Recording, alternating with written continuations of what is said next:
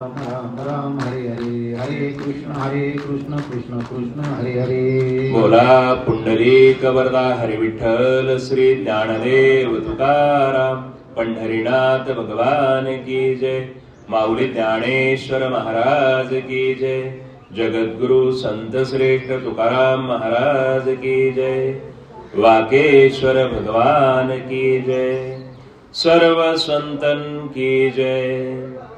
गुरुर ब्रह्मा गुरुर्विष्णू गुरुर्देवो महेश्वरा गुरु साक्षात् परब्रह्म तस्मै श्री गुरुवे नमः। सर्वमंगल मांगल्ये शिवे सर्वार्थ साधिके शरण्ये त्र्यंबके गौरी नारायणी नमस्तुते। ओम नमो ज्ञानेश्वरा करुणाकरा दयाळा तुमचा अनुग्रह लादला पावन झालो चराचरे जयांचे केले या स्मरण होय सकल विद्येंचे अधिग्रहण तेची वंदू श्री चरण सद्गुरूंचे तेची नमस्कारोणी आता सेवे लागलो सेवक झालो वरी लागलो निज चरणा आहो जी स्वामी तुकया देवा यावरी न करावा भेरू मस्तके पायावरी या वारकरी संतांच्या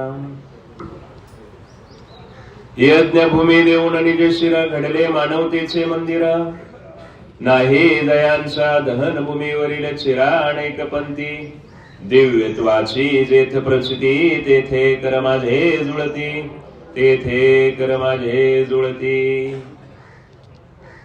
कर्मण्येवाधिकारस्ते मा फलेषु कदाचन मा कर्मफले हेतु भ्रुमा ते सदोस्तव कर्मणी प्रसूत प्राप्त प्रसंगी आजच्या पवित्र प्रवचनरूपी सेवेकरता निवडलेला श्लोक ज्याच्या सत्तेने हे जग तुम्ही आम्ही हे जीवन जगत आहे आणि कुरुक्षेत्राचं जे युद्ध महाभारतातील झालं त्या महाभारतातील कुरुक्षेत्रावर झालेल्या युद्धामध्ये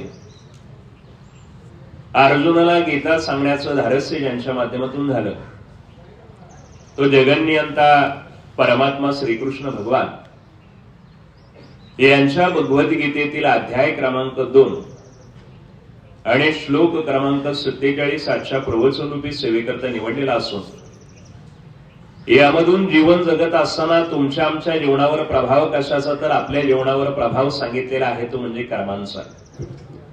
परमेश्वराने सुंदर असा नरदेह तुम्हाला बहाल केला आणि काहीतरी पुण्य संपदा बाबा तुमची आमची कामी आली म्हणून आम्हाला नरदेहाची प्राप्ती आहे। कारण परमेश्वराने नरदेह देत असताना काहीतरी तुमचं पुण्य त्या ठिकाणी कामाला आलं। प्रामुख्याने अनेक प्रकारची कर्म आमच्याकडे सांगण्यात आली मग आम्ही सहज म्हणून जातो चांगलं कर्म जर केलं तर परमेश्वर आमच्या पदरात काहीतरी चांगलं देईल आणि पेरावे जसे तसंच त्या ठिकाणी उगवणार आहे। चांगलं जर आम्ही पेरलं तर निश्चित चांगल्या प्रकारची प्राप्ती आम्हाला होईल म्हणून त्या ठिकाणी कर्मांचा सिद्धांत सांगत असताना श्रीकृष्ण परमात्मा अर्जुनाला उपदेश करतात की कर्म करण्याचा सर्वस्वी अधिकार परमेश्वराने तुम्हाला दिलेला आहे परंतु कर्माच्या फळाची अपेक्षा मात्र तुम्ही बाळगू नका। चांगलं कर्म करत राहा। तुम्हाला जे कर्म आलेलं आहे तुमच्या वाट्याला जे कर्म आलेलं आहे ते करण्याचा प्रयत्न तुम्ही करा।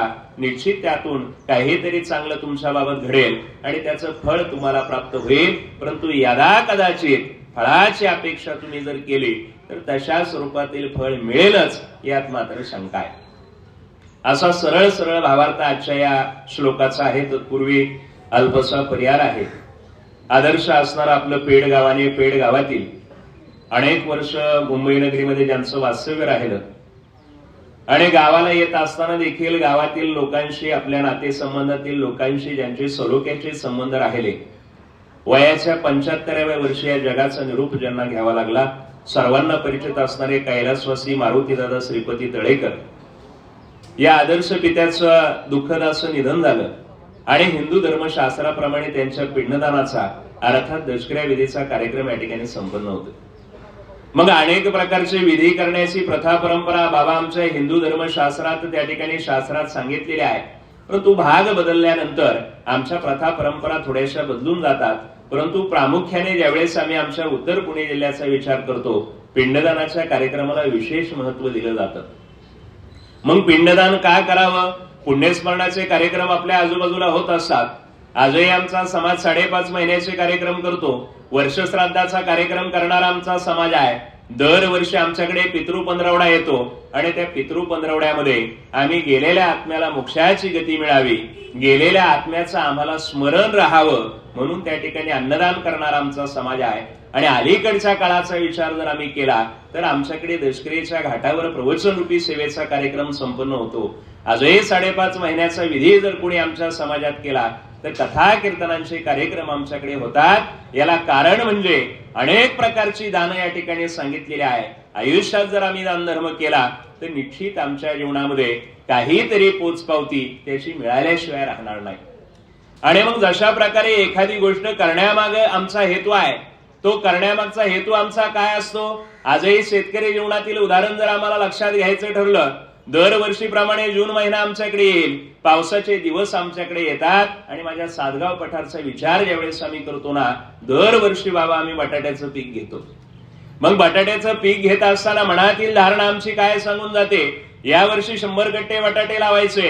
100 गट्टे बटाटे लावत असताना चांगली मशागत जर आमच्याकडून घडली ना तर 100 गट्ट्याचे आम्हाला कमीत कमी 700-800 गट्टे निघाल्याशिवाय राहणार नाही. हा विचार कुणाचा आहे? सामान्य शेतकऱ्याचा विचार आहे. म्हणजे बटाटे लावणे, शेतीची मशागत करणे हे तुमचं कर्म आहे.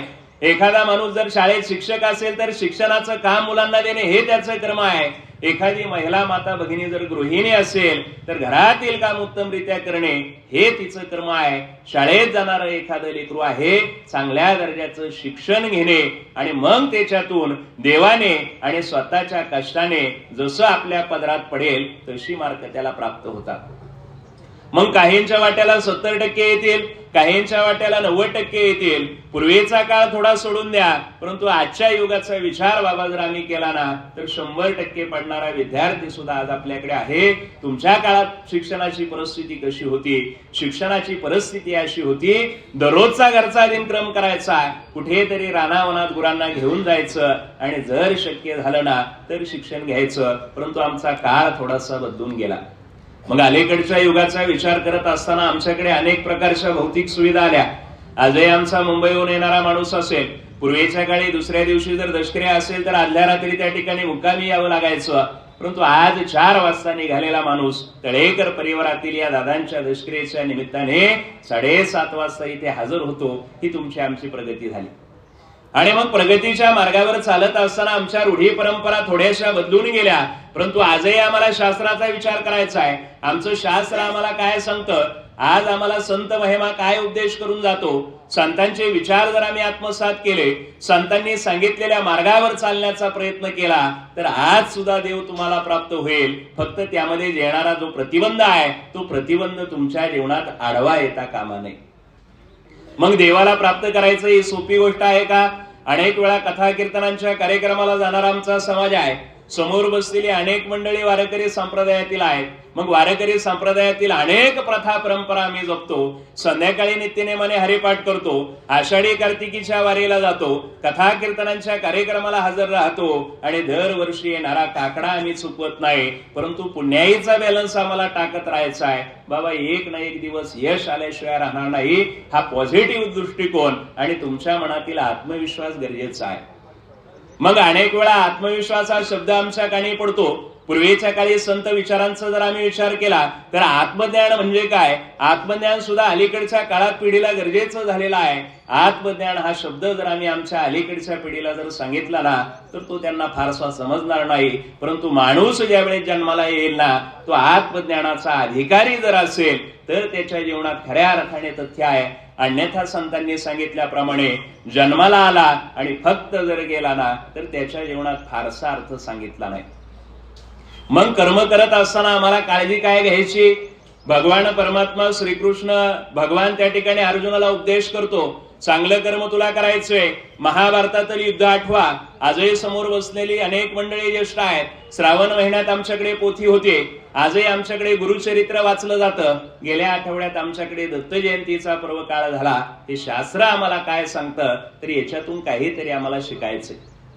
आणि मग शिकत असताना महाभारताचं युद्ध चालू होतं आणि महाभारताच्या युद्धामध्ये कुरुक्षेत्रावर ज्यावेळेस अर्जुनाला लढण्यासाठी बळ देण्याचं काम कुणी केलं, काही गोष्टी समजावून सांगितल्या कुणी, तर माझ्या श्रीकृष्ण भगवान यांनी समजावून सांगितल्या की कर्म करणे तुझा अधिकार आहे, पुढे काय होईल याचा मात्र विचार करू नको. आणि मग युद्ध झालं कुणाशी हो? आप्त स्वकीयांशी युद्ध झालं. घरातल्या लोकांबरोबर युद्ध करायचंय, कर्माचा विचार करायचा नाही, स्वतःसाठी करायचंय. तुझ्या जीवनात जे तुला कर्म वाट्याला आलेला आहे ते कर्म करण्याचा प्रयत्न तू कर, त्याचा काय होईल याचा मात्र विचार करू नको. म्हणून अशा प्रकारच्या श्लोकाची निर्मिती कुरुक्षेत्रावर चाललेल्या युद्धामध्ये भगवद्गीतेचं वर्णन करत असताना आणि भगवद्गीता सांगत असताना श्रीकृष्ण भगवान अर्जुनाला उपदेश करतात. मग तुमच्या आमच्या जीवनाचा त्या ठिकाणी विचार करायचा झाल्यास कर्मांचा आमच्या जीवनावर प्रभाव राहतो कसा? दैनंदिन जीवनात अनेक प्रकारची कर्म बाबा आम्हाला करावी लागतात. आजही शाळेत गेल्यानंतर आम्हाला अनेक प्रकारचं शिक्षण मिळतं. आमच्याकडे 10 कर्मेंद्रिय आणि ज्ञानेंद्रिय आम्हाला सांगण्यात आली. काही गोष्टींनी आम्हाला ज्ञान मिळतं, काही गोष्टींनी आम्हाला कर्म करावं लागतं. हाताने आम्हाला कर्म करायचंय, काही गोष्टींनी आम्हाला पायाने चालत असताना कर्म करायचंय. काही गोष्टी ह्या ज्ञान ग्रहणासाठी सांगितल्या आणि काही गोष्टी या कर्म करण्यासाठी सांगितल्या. 10 ज्ञानेंद्र आम्हाला त्या ठिकाणी प्राप्त झाली आणि त्याच्या माध्यमातून आमच्याकडे कर्म घडू लागलं. मग हे कर्म करत असताना धर्माचं पालन सुद्धा आज आम्हाला करायचंय. आजही अयोध्येमध्ये राम मंदिर साकार होतंय. आपल्या महाराष्ट्रातील काही लोकांना त्या ठिकाणी संधी मिळाली. काल लग्नाच्या निमित्ताने गेल्या आठवड्यात थेऊर या ठिकाणी जाण्याचा योग आला आणि थेऊरला गेल्यानंतर आपल्या दापोडीचा असणारा एक माणूस 40 वर्ष सनई चौघडा वाजवला आणि सहज निवेदन करत असताना मला सांगितलं, दादा 40 वर्ष सनई चौघडा वाजवला परंतु आयुष्याचं सार्थक झालं. लगेच मी प्रश्न केला, का वाटलं तुम्हाला आयुष्याचं सार्थक झालं? त्यांनी सांगितलं की अयोध्येत जे राम मंदिर साकार होतोय आणि राम मंदिर साकार होत असताना त्याचं भूमिपूजन झालं, मोठ्या प्रमाणात राम मंदिर साकार होईल आणि त्याचा जो कार्यक्रम पुढील महिन्यात आहे ना, महाराष्ट्रातून मला निमंत्रण आहे. कशासाठी? सनई चौघडा वाजवण्यासाठी. मग आयुष्यभर 40 वर्ष सनई चौघडा वाजवला, अनेक मार्गाने पैसे मिळाले परंतु इतकंसं समाधान मिळालं नाही. परंतु आज देशातून आपली निवड झाली, महाराष्ट्रातून आपली निवड झाली, आयुष्याचं कल्याण झालं असं वाटतं. तसंच कल्याण तुमचं आमचं व्हावं असं वाटत असेल तर आयुष्यात काहीतरी नीतिमूल्यांचं पालन आम्हाला करावं लागेल. मग नीतिमूल्यांचं पालन करत असताना तुमच्या आमच्या जीवनावर प्रभाव राहणार आहे तो कर्मांचा. दिलेले कर्म आम्हाला करायचे, आम्हाला आमच्या धर्माचं पालन करायचंय. जगात पवित्र असणारा धर्म म्हणजे आमचा हिंदू धर्म आणि जगात पवित्र असणारी संस्कृती कोणती तर ती आमच्या भारत देशाची संस्कृती सांगितली जाते. शास्त्राचा विचार आम्हाला क्षणाक्षणाला करायचा आहे. मग तुकाराम महाराजांनी तुम्हा आम्हाला उपदेश केला. आजही देहूला आम्ही तुकाराम बिजेला जातो. आजही आमचा वारकरी सहज आळंदीला गेल्यानंतर देहूला सुद्धा जातो. एकादशीचा पवित्र पर्व काळ आणि त्या पर्व काळात जवळच असणार आळंदी, जवळच असणार देहू, त्या ठिकाणी आमचा जाण्याचा योग येतो. भंडारा भामचंद्र डोंगावर भक्ती केली आणि भक्ती करत असताना तुम्हा आम्हाला उपदेश केला, क्षणोक्षणी ह्याची करावा विचार आणि तरावया पार भवसिंधू. क्षणाक्षणाला शास्त्राचा विचार केला, क्षणाक्षणाला आमच्या कर्मांचा विचार केला तर आमचं जीवन परिपूर्ण झाल्याशिवाय राहणार नाही. आणि ज्याप्रमाणे सनई चौघड्याच्या माध्यमातून त्या दादांनी 40 वर्ष काम केलं परंतु आता कीर्ती मागे राहणार आहे, हा आहे त्यांच्या जीवनातील अत्यंत आनंदाचा दिवस.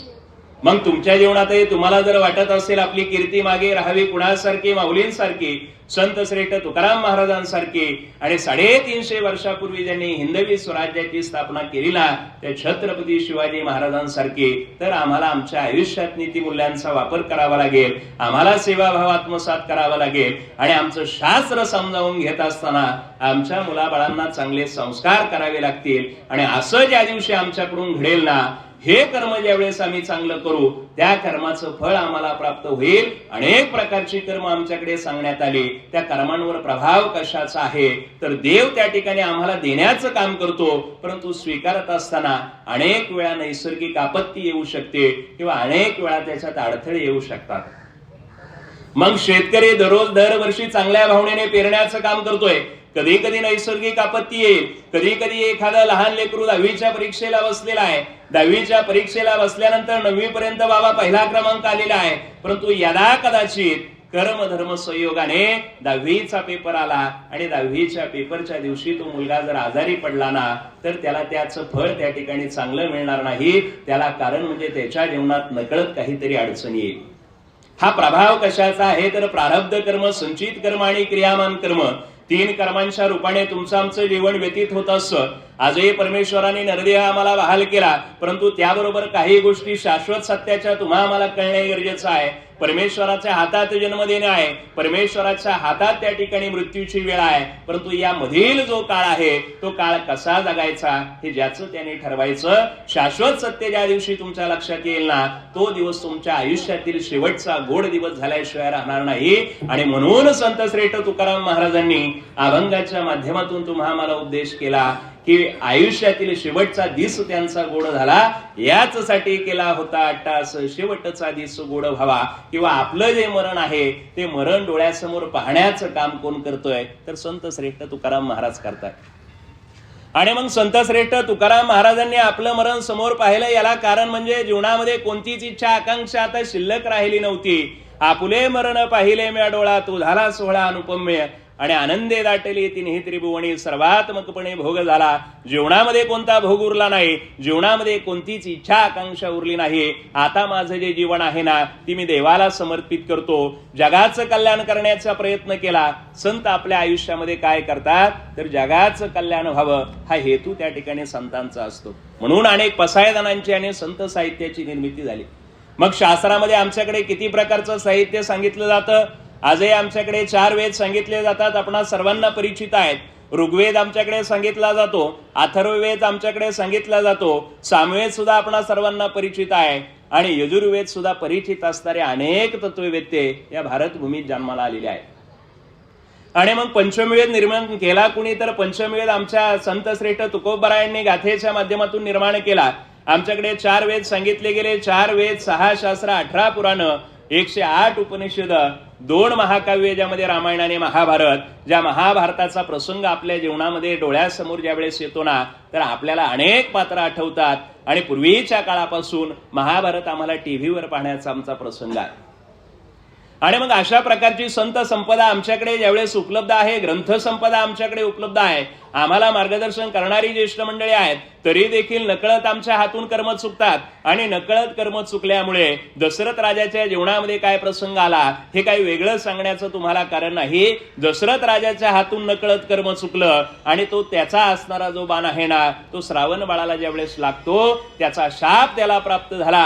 आणि आयुष्यभर अनेक प्रकारच्या गोष्टी त्या ठिकाणी नकळत आपल्या आयुष्याशी घडून गेल्या, आणि त्याचा भोग हा दशरथ राजाला भोगावा लागला. म्हणून माऊली सुद्धा 9व्या अध्यायात तुम्हा मला उपदेश करतात की चांगलं कर्म केलं तर तुम्हाला चांगल्या ठिकाणी जागा आहे, परंतु वाईट मार्गाचा विचार जर आमच्याकडून घडला, वाईट मार्गाचं चिंतन जर आम्ही आत्मसात केलं ना, तर आम्हालाही वाईटच मार्गाला जावं लागेल. प्रामुख्याने जीवन जगत असताना काय करायचंय, सर्वात अगोदर कर्माला महत्व द्यायचंय.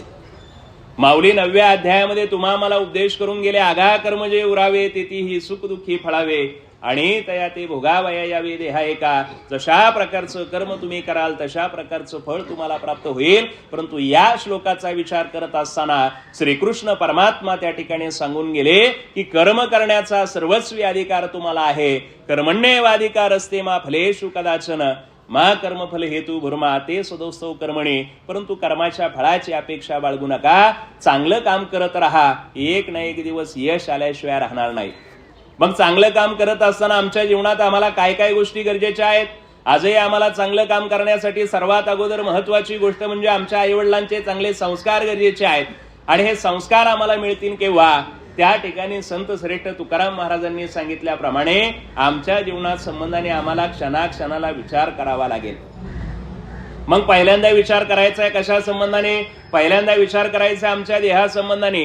हा देह आम्हाला कसा सांगितलेला आहे, हा देह एक ना एक दिवस या जगाचा निरोप त्या ठिकाणी घेणार आहे. माऊलींनी ललाटीची ओवी आपल्या सर्वांना सांगितली. आजही अनेक प्रवचनांच्या माध्यमातून गेल्यानंतर समाज प्रबोधन करत असताना अनेक महिला माता भगिनी समोर असतात, आणि उपदेश करत असताना समाज प्रबोधन करत असताना सांगण्याचा योग येतो. आजही आमच्याकडे 12वीचे आणि 5वीचे कार्यक्रम संपन्न होतात, समोर बसलेल्या अनेक महिलांचा जाण्याचा योग येतो. आणि मग गेल्यानंतर सहज वारकरी संप्रदायातील एखादी व्यक्ती असेल, त्यावेळेस त्या ठिकाणी माऊलींनी सांगितलेला उपदेश आमच्या लक्षात येतो. 5वीच्या दिवशी आमचं नशीब लिहिलं जातं, कपाळावर काहीतरी लिहिलं जातं, आणि मग त्या बाळाचं आयुष्य तशा प्रकारे मार्गक्रमण होत असतं. माऊलींनी आम्हाला सांगितलं तो म्हणजे झाकल्या घटीचा दिवा. दिवा लावला, झाकून ठेवला, लावला कधी सांगता येईल, परंतु विझला कधी हे सांगता येणार नाही. तशा प्रकारे तुम्ही आम्ही जन्माला आलो हे आम्हाला सांगता येईल, परंतु मात्र आमचा मृत्यू होणार कधी हे मात्र सांगता येणार नाही. हे शाश्वत सत्य ज्या दिवशी तुमच्या लक्षात येईल, कारण हा देह नाशिवंत मलमूत्रांचा बांधा आणि वरी जन्म घातले कृमी कीटकांचा सांधा. देहा नाशिवंत आहे, एक ना एक दिवस जगाचा निरोप घ्यावा लागेल. परमेश्वराने नरदेह तुम्हाला बहाल केला, ही अत्यंत पुण्याची गोष्ट आहे, परंतु त्याचा वापर करायचा कसा हे ज्याच्या त्याच्या हातात आहे. कारण एक एक जन्म कोटी कोटी फेरा आणि मग लागे वारा मनुष्य देहाचा. तुमची काहीतरी पुण्य संपदा कामी आली म्हणून मनुष्य जन्म प्राप्त झाला. म्हणून पहिल्यांदा विचार करा देहासंबंधाने, त्यानंतर विचार करा कुल परंपरे संबंधाने. मग आमची कुलपरंपरा आम्हाला काय सांगते? आजही तळेकर परिवाराच्या जीवनाचा विचार करा. तळेकर परिवार गावातील असणारा आदर्श परिवार. अनेक माळकरी मंडळी परमार्थिक जीवनामध्ये काम करत असताना गावातील कोणताही सामाजिक उपक्रम असो नेहमी सहभागी होणारा हा तळेकर परिवार आहे. आणि या तळेकर परिवारातील जरी मुंबईला वास्तव्य राहिलं तरी गावातील एखाद्या कार्यक्रमामध्ये सहज सहभागी व्हायचे ते म्हणजे आमचे मारुती दादा. गेली 10 वर्ष निवेदनाच्या माध्यमातून काम करत असताना 4-5 वर्षापासून त्यांचं गावाला येणं व्हायचं. आणि सहज एकदा परिवारातील सदस्याला विचारलं की यांचं नाव काय, त्यावेळेस त्यांनी सांगितलं हे आमचे मारुती दादा तळेकर मुंबई सारख्या ठिकाणी राहतात. 2 मुलं त्यांना आहेत, ज्यामध्ये आमचे शशिकांत दादा आणि आमचे उमेश दादा. समाजात त्यांचं सुद्धा चांगलं काम आहे. आणि मग गावाला वास्तव्य राहिलेले असताना कोणताही कार्यक्रम असो गावाला यायचं, गावामध्ये एखाद्या समाज कार्याला देणगी द्यायची.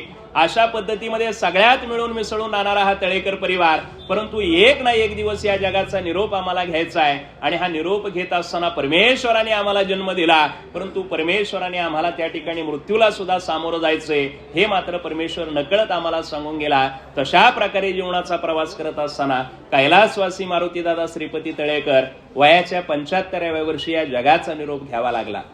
मग पर्वकाळ कोणता सांगितलेला आहे? पवित्र पर्व काळात जाणं झालं. 75 वर्षांचं आयुष्य मिळालं. आजही तुमच्या आमच्या जीवनाचा विचार करा. 100 वर्षांचं आयुष्य परमेश्वराने बहाल केलं, परंतु आमच्यासारख्या एखाद्या तरुणाला प्रश्न विचारला की तुम्हाला आयुष्य मिळेल किती, तर बाबा सहज 60च्या घरात आम्हाला आयुष्य सांगितलेलं आहे.